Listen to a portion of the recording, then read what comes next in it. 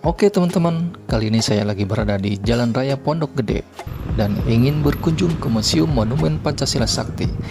Nah, ini adalah pintu gerbang atau pintu masuknya ya. Museum ini dibuka setiap hari. Jadwal untuk berkunjung ke sini dibuka dari jam 8 pagi sampai jam 4 sore. Nah, di depan ini adalah pos tiket. Jadi kita berhenti dulu untuk membeli tiketnya ya.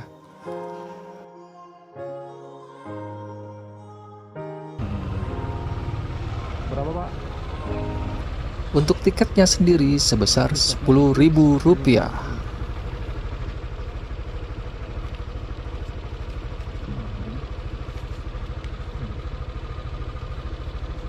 Jadi dapat ini. Masih ya, Pak? Oke, langsung saja. Oke teman-teman, kita jalan lagi yuk.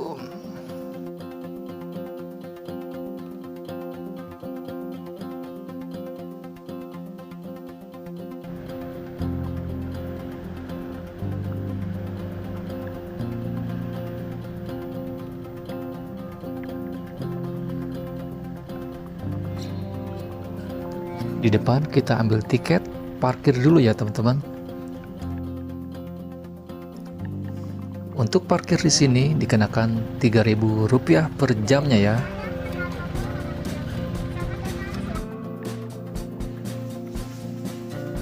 Saatnya mencari parkiran dulu guys.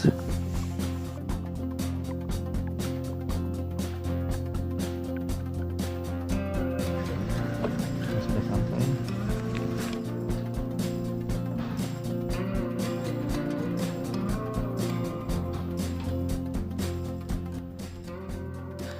Di dalam ada beberapa spot, diantaranya tugu, sumur, dapur umum, rumah penyiksaan, terus pos komando atau rumah jaga, museum pengkhianatan PKI, ruang relief, dan beberapa kendaraan.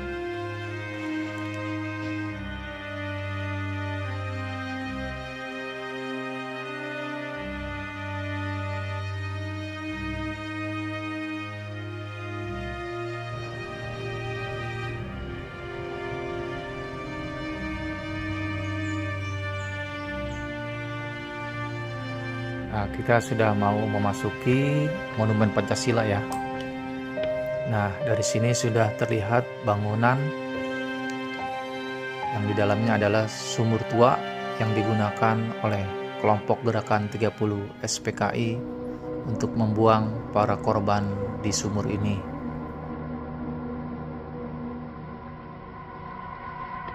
Sumur maut ini pada tanggal 1 Oktober 1965, PKI menggunakan sumur tua sedalam 12 meter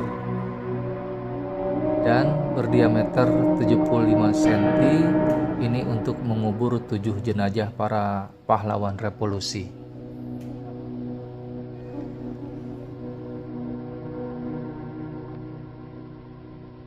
Untuk menyembunyikan para korban dan menghilangkan jejak mereka, pasukan melemparkan ketujuh jenazah itu ke dalam sumur ini sedalam 12 meter.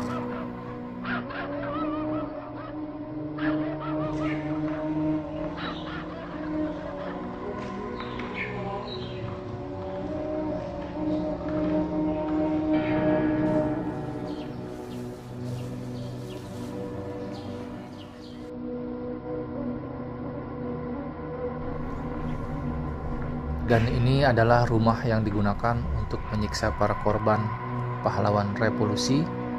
Para korban disiksa hingga akhirnya mereka mati ditembak dan dibuang ke sumur tua. Ini adalah patung-patung yang menggambarkan suasana penyiksaan terhadap para jenderal di rumah atau museum penyiksaan Lubang Buaya.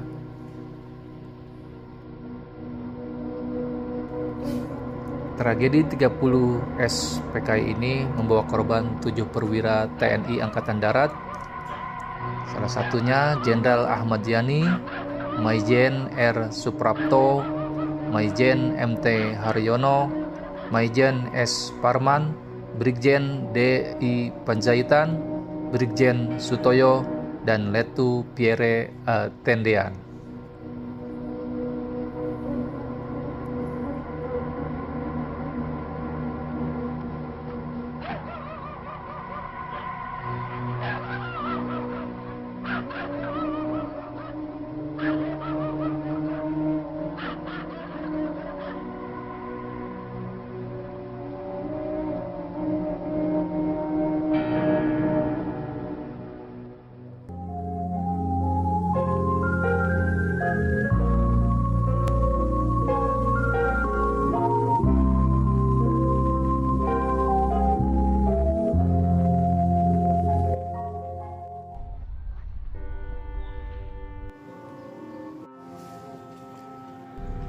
Rumah ini digunakan sebagai rumah jaga. Pada saat peristiwa G30 SPKI, rumah ini dipergunakan sebagai pos komando dalam rangka mempersiapkan gerakan penculikan terhadap para jenderal perwira TNI Angkatan Darat. Sebagai bukti sejarah, rumah ini tetap dilestarikan sampai sekarang. Dalam rumah ini masih tersimpan sejumlah benda-benda, di antaranya lampu petromak, ranjang besi, kursi tamu, mesin jahit, lemari, gentong, dan lain sebagainya.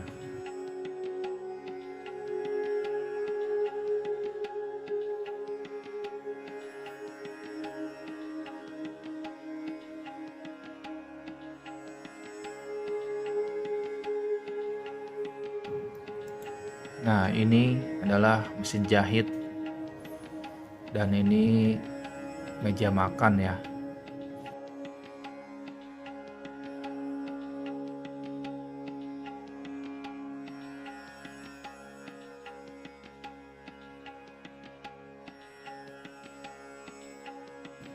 Selanjutnya ini adalah rumah dapur yang merupakan saksi sejarah. Waktu itu digunakan sebagai bangunan yang dipakai guna memasok bahan pangan selama kegiatan berlangsung di lokasi kejadian.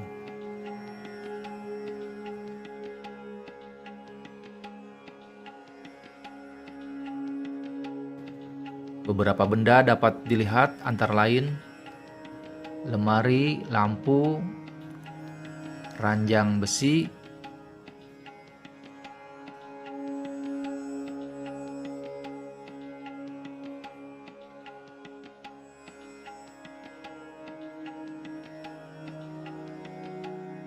tempat memasak,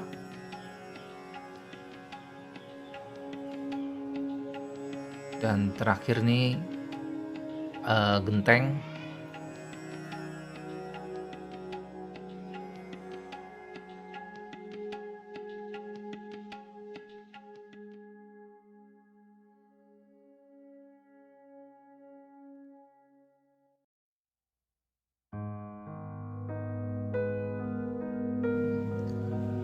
Truk G500 dengan nomor polisi B2982L ini pernah digunakan untuk menculik dan membawa jenazah Brigjen TNI D.I. Panjaitan. Truk pabrikan Amerika Serikat ini sejatinya adalah kendaraan jemputan PN Artayasa, tetapi mobil ini dirampas oleh gerombolan G30 SPKI.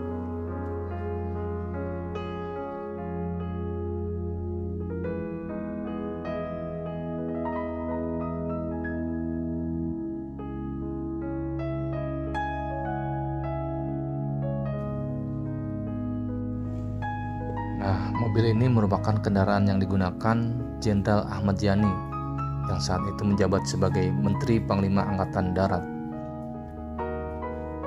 Mobil ini dipamerkan sebagai benda peninggalan sejarah milik keluarga Jenderal Ahmad Yani atas inisiatif Kepala Pusat Sejarah dan Tradisi ABRI pada Mei 1989. Dan ini mobil Jeep. Mobil ini pernah dipakai sebagai kendaraan yang mengantarkan Mayor Jenderal TNI Soeharto dari satu tempat ke tempat yang lain saat tengah menyusun strategi pengamanan negara. Mobil ini juga pernah digunakan saat Majen TNI Soeharto dalam memimpin langsung jalannya pengangkatan jenazah pahlawan revolusi.